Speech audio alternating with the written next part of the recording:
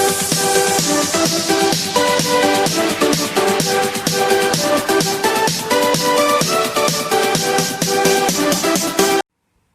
students, my name is Vibhute madam.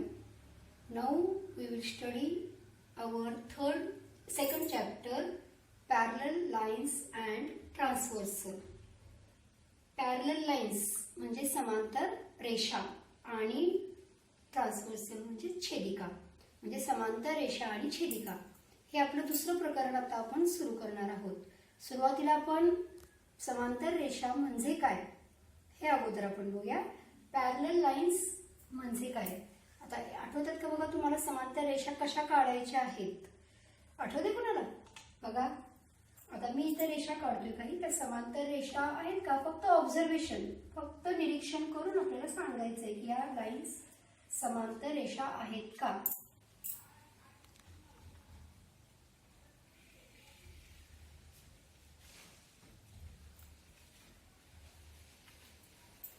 बघा आता ह्या ज्या दोन लाईन्स काढल्या त्या लाईन्स समांतर आहेत का? पॅरलल लाईन्स आहेत का?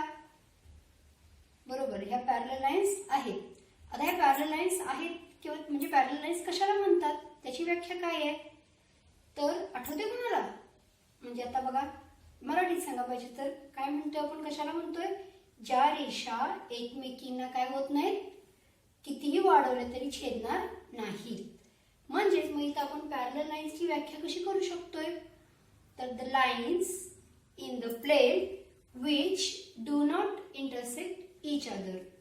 म्हणजेच एका प्रतलातल्या एका सपाट पृष्ठभागावरच्या अशा रेषा की ज्या एकमेकींना छेदत नाहीत.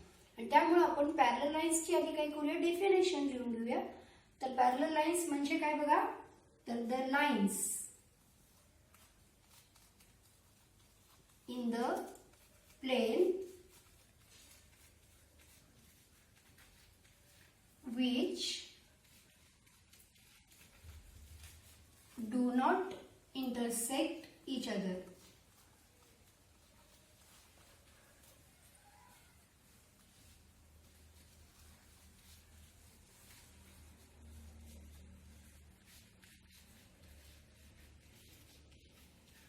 Are called as parallel lines.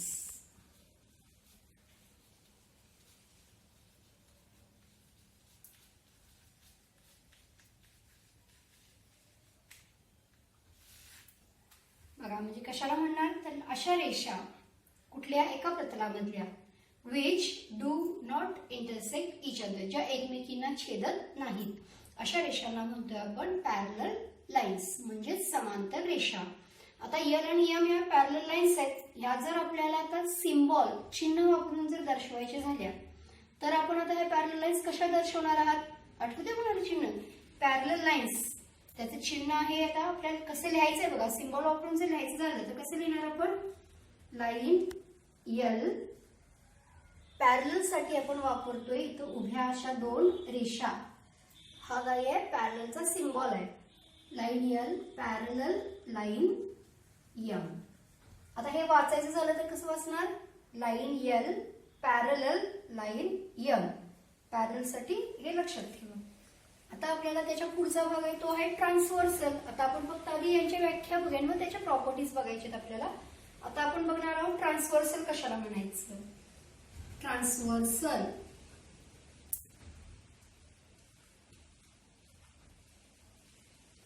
Transversal म्हणजे काय, त्याला आपण मराठीमध्ये म्हणतो छेदिका. नावामध्येच आहे छेदिका म्हणजे काय, छेदणारी रेषा. आता मी ह्याच आकृतीमध्ये काढतोय, तुम्ही ती आकृती परत इथं खाली काढा. आता ट्रान्सव्हर्सल म्हणजे छेदिका. छेदिका कशी असणार आहे तर समजा आपल्याला दोन रेषा दिल्यात तर त्या दोन रेषांना दोन भिन्न बिंदूत छेदणारी रेषा म्हणजे छेदिका. आता बघा मी आणखीन एक रेषा काढतोय इथं. आता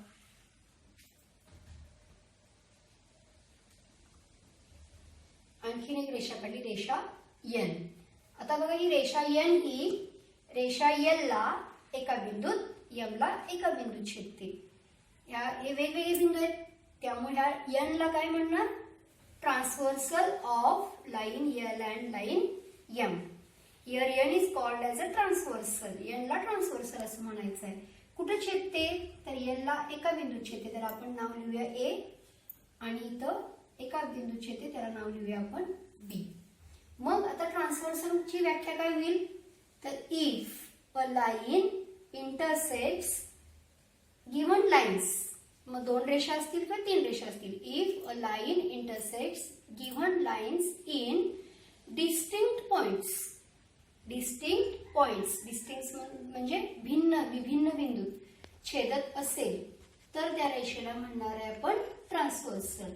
मी आता इथे व्याख्या लिहितोय, ती व्याख्या सुद्धा काय करायची आहे तुम्ही लिहून घ्यायची. If a line intersects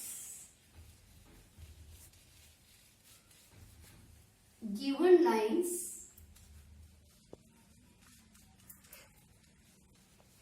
in distinct points. distinct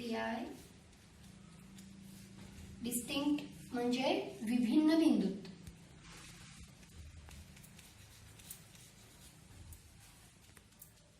is called as transversal.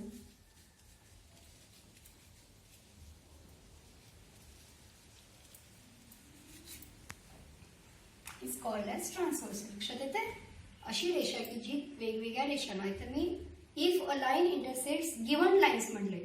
2 रेषा असतील तर 2 भिन्न बिंदू, 3 रेषा असतील तर 3 भिन्न बिंदू छेदणाऱ्या रेषेला म्हणणार आहे आपण ट्रान्सव्हर्सल म्हणजे छेदिका. लक्षात आलं. पॅरलल लाईन्स म्हणजे काय आणि ट्रान्सव्हर्सल्स म्हणजे ट्रान्सव्हर्सल म्हणजे काय.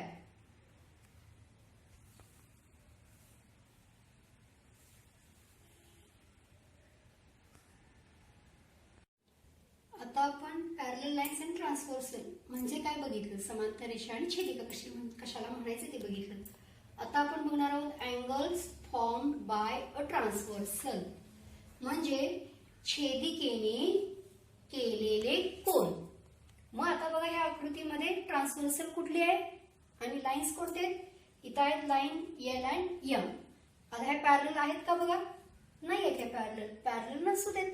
आणि परंतु आपल्याला काय कोणते पॅरलल लाईन्स असतील तरी चालते, नसतील तरी सुद्धा चालेल.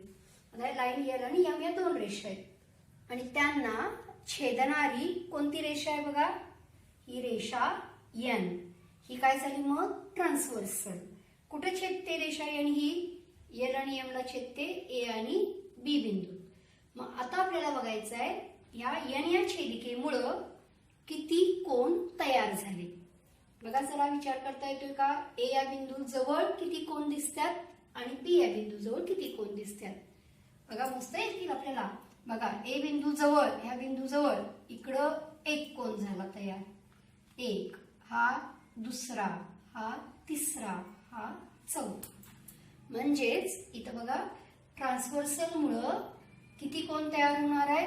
इच इंटरसेक्टिंग पॉइंट, प्रत्येक छेदनबिंदू जवळ किती कोन तयार होतील 4.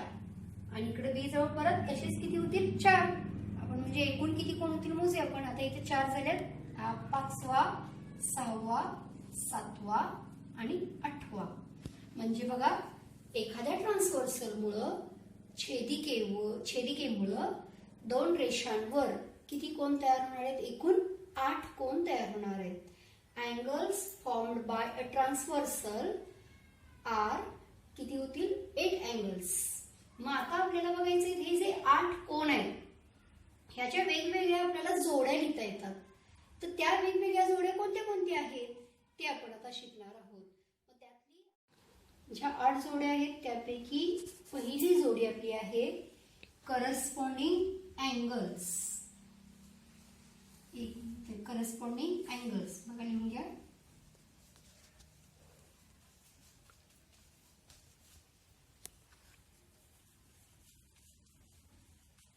करस्पॉन्डिंग अँगल्स म्हणजे संगत कोन. आता संगत कोन, आता इथे जर आपण सगळे कोन 8 जे कोन आहेत त्या 8च्या 8 जर कोन बघितले तर त्याची प्रत्येक कोनाची एक बाजू ही छेदिकेवर आहे आणि दुसरी बाजू ही राईट हँड साइडला असेल किंवा लेफ्ट हँड साइडला असेल. हा फक्त फरक आहे इथं. त्यामुळे आता आपल्याला संगत कोन बघताना काय बघणार आपण तर side arm of angle is on the same direction of a transversal. त्या कोनांची म्हणजे करस्पॉन्डिंग अँगल्सची एक बाजू कुठे पाहिजे, छेदिकेच्या एकाच दिशेला पाहिजे. म्हणजे वरच्या दिशेला असेल तर वरच पाहिजे किंवा खाली असेल तर खालीच पाहिजे. अँड अदर साइड, दुसरी बाजू कोणाची कुठे पाहिजे, other side is on the same side of a transversal. कोणाची दुसरी बाजू पाहिजे छेदिकेच्या एकाच बाजूला, म्हणजे उजव्या बाजूला असेल किंवा डाव्या बाजूला. उजव्या बाजूला असेल तर उजव्या बाजूलाच पाहिजे. म्हणजे आता आपण एक कोन घेऊया, म्हणजे आपल्याला लक्षात घ्यायला किंवा ओळखायला सोपं जाईल. आता उदाहरणार्थ हा कोन बघा, कुठला आहे हा कोन, PEB, अँगल PEB. याची एक आर्म, एक बाजू EP कुठे आहे, वरच्या दिशेने आहे. आणि एक बाजू आहे राईट हँड साईडला, ट्रान्सव्हर्सलच्या राईट हँड साईडला. मग आता आपल्याला याची जोडी लिहायची आहे. याची जोडी लिहिताना आपण तसंच लिहिणार आहे. कुठला पाहिजे, एक बाजू पाहिजे रेषेच्या, एक बाजू पाहिजे वरच्या दिशेनं आणि एक बाजू पाहिजे ट्रान्सव्हर्सलच्या राईट साईडला. जर आपण तसा विचार केला तर कुठला येईल, PB चा करस्पॉन्डिंग अँगल आपल्याला पाहिजे आहे तर तो येईल बघा, हाच लिहू शकतो आपण. कसा काय, कारण FE एकाच बाजूला आहे, वरच्या दिशेने आहे आणि FD कुठे आहे, राईट हँड साईडला आहे, त्यामुळे हा सुद्धा राईट हँड साईडला आहे. म्हणजे आता PEB चा करस्पॉन्डिंग अँगल कोणता येईल, EFD. हा त्याचा झाला करस्पॉन्डिंग अँगल. मग आता आपण त्याची बाजू एकाच बाजूला आणि राईट हँड साईडला असं लक्षात ठेवण्याऐवजी आपण असं सुद्धा म्हणू शकतोय की ट्रान्सव्हर्सलच्या एकाच बाजूला असायला पाहिजे ते दोन कोन. आणि कसे पाहिजेत, या दोन रेषांचा विचार करायचा आहे. वरच्या बाजूला असेल रेषेच्या तर इथं सुद्धा रेषेच्या वरचा, रेषेच्या खाली असेल तर इथं सुद्धा रेषेच्या खालचा कोन असणार आहे. त्यामुळे असा जर विचार केला तर आपण त्या ट्रान्सव्हर्सलच्या राईट हँड साईडला दोन जोड्या मिळतील आणि लेफ्ट हँड साईडला सुद्धा आपल्याला मिळतील अशा दोन जोड्या. मग एकूण आपल्या जोड्या किती होतील, करस्पॉन्डिंग अँगलच्या 4 पेअर्स, 4 जोड्या होतील. आता आपण आधी ही एक जोडी लिहूया. कशी येणार आहे बघा, angle PEB and angle EFD. आता दुसरी जोडी कुठे विचारात घेणार आपण, रेषेच्या खालची आणि ट्रान्सव्हर्सलच्या राईट साईडची. कुठला कोण आहे, BEF. दुसरी जोडी अँगल BEF अँड याचा आता हा कोण घेतला तर तुला कुठला येईल, खालचा कोण येईल, कोणता, DFQ. तिसरी जोडी कोणती लिहिता येईल, आता आपण जसं राईट हँड साईडला घेतलं तसंच तुम्हाला लेफ्ट हँड साईडला लिहायचं आहे. लिहिता येईल का बघा, PEA अँगल PEA अँड हा जर कोण घेतला इथला वरचा तर इथं कुठला येईल, EFC. आणि चौथी जोडी रेषेच्या खालची AEF and angle CFQ.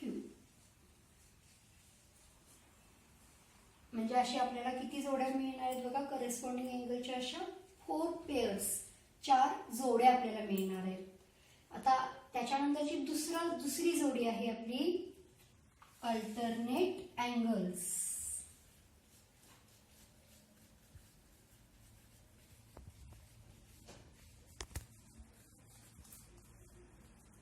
Alternate angles म्हणजे व्युत्क्रम कोन. आता व्युत्क्रम कोनाचा जेव्हा आपण विचार करतोय तेव्हा व्युत्क्रम कोन हे फक्त ह्या दोन रेषांच्या आतल्या बाजूला असणार आहेत. दोन रेषांच्या आतल्या बाजूला असणारे कोन, याच्यावरून आपल्याला व्युत्क्रम कोनांच्या जोड्या लिहिता येतात. मग आता दोन रेषांच्या आत कोन किती शिल्लक राहिले बघा, 1 2 3 4, 4च कोन राहिले. म्हणजे आपल्याला व्युत्क्रम कोनाच्या किती जोड्या लिहिता येतील, फक्त 2 जोड्या लिहिता येणार आहेत. आता ते सुद्धा आपण कसे लिहिणार आहोत, तर त्याची एक बाजू ही ट्रान्सव्हर्सल वरच असणार आहे. One side is on a transversal and other side is on the opposite direction. दुसरी बाजू कोणाची कुठे असणार आहे, विरुद्ध दिशेला असणार आहे. त्यामुळे आता इथं बघा आपण आणखीन एक इथं लक्षात घेऊ शकतोय, AEF हा जर कोण घेतला तर त्याचा व्युत्क्रम कोण, त्याचा अल्टरनेट अँगल कसा लिहिणार, बरोबर विरुद्ध दिशेला असलेला. म्हणजे आपण असं तिरका विचार करायचा, तिरक्या दिशेनं हा जर घेतला तर त्याचा अल्टरनेट अँगल असणार आहे इथं. त्यामुळे त्याचं सुद्धा आपल्याला नाव लिहिता येईल. काय येईल बघा, AEF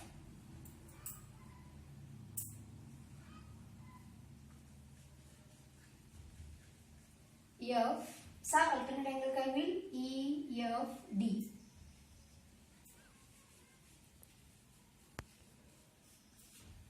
आणि त्याचप्रमाणे BEF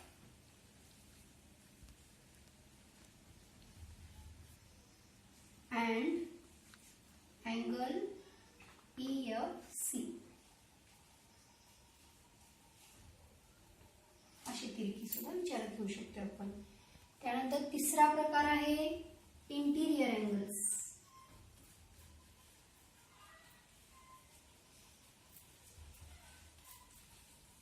ज्याला आपण म्हणतो मराठीमध्ये आंतरकोन. आता आंतरकोन कुठे असणार आहे तर ते सुद्धा कुठे असतात तर दोन साइड्सच्या आतल्या भागात, टू लाईन्सच्या आतल्या भागात. म्हणजे इनसाइड द टू लाईन्स, दोन रेषांच्या आतल्या बाजूला असणारे जे कोण आहेत, म्हणजे किती उरले, 1 2 3 4, चारच कोण उरले. म्हणजे परत आपल्याला इंटिरियर अँगलच्या किती जोड्या लिहिता येतील, परत 2 जोड्या आपण लिहू शकतो. आता मात्र इथं फक्त आपल्या लक्षात काय ठेवणार की आपण ते आंतरकोन हे छेदिकेच्या एकाच साईडला असतात. लेफ्ट साईडला तर लेफ्ट साईडलाच असतात किंवा राईट साईडला तर राईट साईडला असणार. त्यामुळे आता परत आपण मगाच्या सारखा जर विचार केला, AEF हा कुठे आहे, ट्रान्सव्हर्सलच्या लेफ्ट साईडला आहे. तर ट्रान्सव्हर्सलच्या लेफ्ट साईडला असलेला आणि दोन रेषांच्या आतल्या भागात असलेला कोन म्हणजे आंतरकोन. म्हणजे कुठला होईल, EFC. ह्याच बाजूचा हा कोन आणि हा कोन, हे दोन काय होतील, एकमेकांचे आंतरकोन. तसंच इकडचे हे दोन कोन सुद्धा काय होणार आहेत, एकमेकांचे आंतरकोन होतील. त्यामुळे नाव काय येईल त्याचं बघा, AEF and कुठलं होईल, EFC. आणि दुसरी जोडी angle BEF and angle EFD.